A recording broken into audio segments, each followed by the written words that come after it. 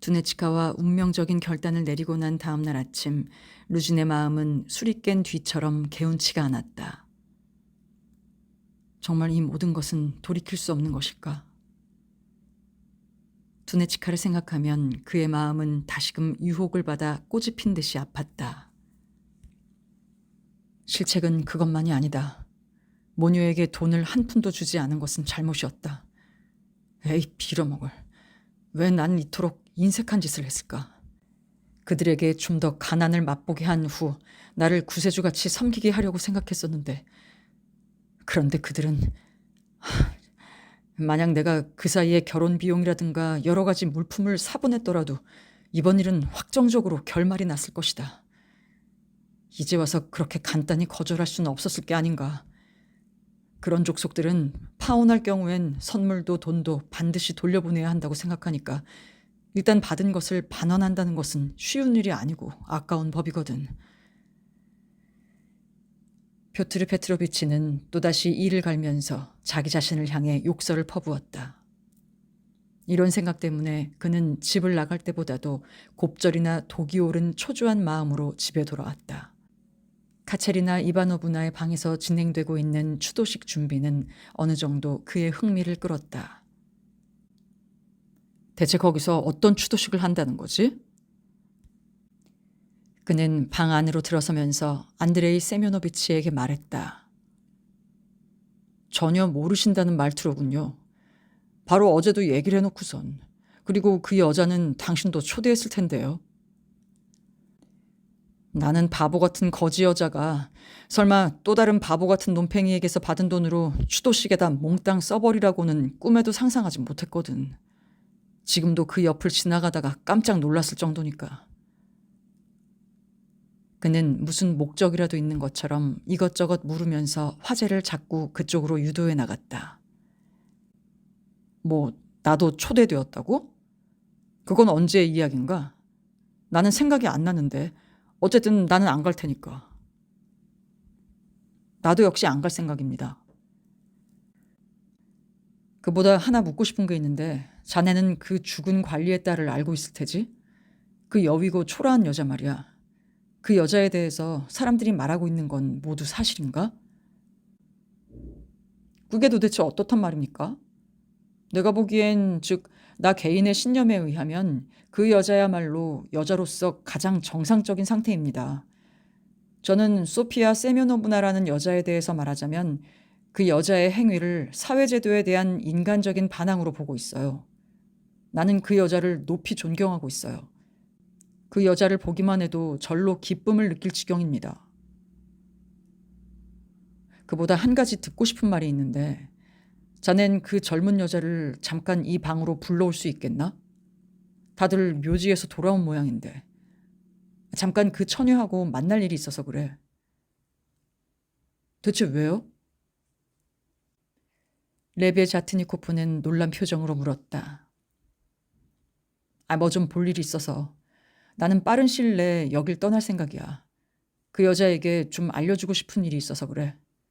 물론 자네가 한 자리에 있어도 상관없네.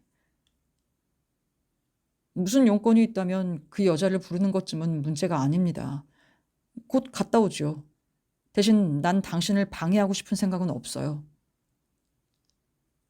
레베 자트니코프는 5분 후에 소냐를 데리고 들어왔다. 그녀는 매우 놀란 얼굴로 언제나처럼 겁에 질린 표정으로 들어왔다. 표트르 페트로비치는 상냥하게 맞았으나 거기에는 어색한 친근감이 엿보였다. 레베 자트니코프는 소냐를 들여보내고 문 밖으로 나갔다. 표트르 페트로비치는 문간까지 따라 나가서 그를 멈춰 세웠다. 라스콜니코프는 거기 와 있던가? 하고 물었다. 네, 거기 있더군요. 방금 들어왔어요. 그러니까 나는 더욱 자네가 여기 우리와 함께 남아있어 주기를 바라는 거야. 내가 저 처녀와 단둘이 있지 않도록 말일세. 또 무슨 소문이 퍼질지 모르니까. 좋습니다. 여기 남기로 하죠. 나는 이 창 옆에 서 있을 테니까 당신들에게 방해가 되지는 않을 거예요. 표트르 페트로비치는 소파로 돌아가 소냐와 마주 앉았다. 그는 뚫어질 듯이 그녀를 바라보고 있다가 갑자기 엄숙한, 약간 엄격하기까지 한 표정을 지었다. 소피아 세메노브나, 먼저 당신 어머니에게 사과 말씀을 전해 주십시오. 카체리나 이바노브나는 확실히 당신의 어머님 되는 분이죠? 네, 바로 제 어머니예요. 소냐는 겁먹은 표정으로 재빨리 대답했다. 그런데 실은 부득이한 사정으로 참석치 못하게 되었으므로 그 점을 어머니에게 전해주시길 바라오. 네, 그렇게 전하겠습니다. 지금 곧. 소냐는 급히 의자에서 일어났다. 잠깐, 할 말이 아직 남았습니다. 소냐는 급히 의자에 앉았다. 탁자 위에 놓여있는 잿빛 돈과 무지갯빛 돈이 어른거렸다. 그녀는 얼른 눈을 들어 표트르 페트로비치의 얼굴을 올려다보았다. 남의 돈에 눈을 준다는 것이 특히 그녀와 같은 입장에선 무례한 짓으로 생각되었던 것이다. 실은 어제 지나던 길에 우연히 카체리나 이바노브나를 만나 한두 마디 말을 주고받았습니다만 그분이 좋지 않은 상태에 계시다는 걸 충분히 알 수가 있었습니다. 그래요. 상태가 좋지 않아요. 하고 소냐는 급히 말을 받았다. 혹은 더 간단히 더 알기 쉽게 말하면 병적인 상태죠. 네, 그래요. 그래서 나는 그녀에 대한 동정심에서 무슨 도움이라도 되어드렸으면 생각하고 있는 겁니다. 보아하니 그 가엾은 가족들은 지금 오직 당신 한 사람에게만 매달려 있는 것 같더군요. 죄송합니다만 당신이 어머니에게 연금을 받게 될지도 모른다는 이야기를 하셨나요? 아니, 절대 그런 건 아닙니다. 어느 의미에서는 그것을 기대한다는 것조차 어리석은 일이지요. 난 다만 복무 중에 사망했을 경우만 말씀드렸을 뿐이죠.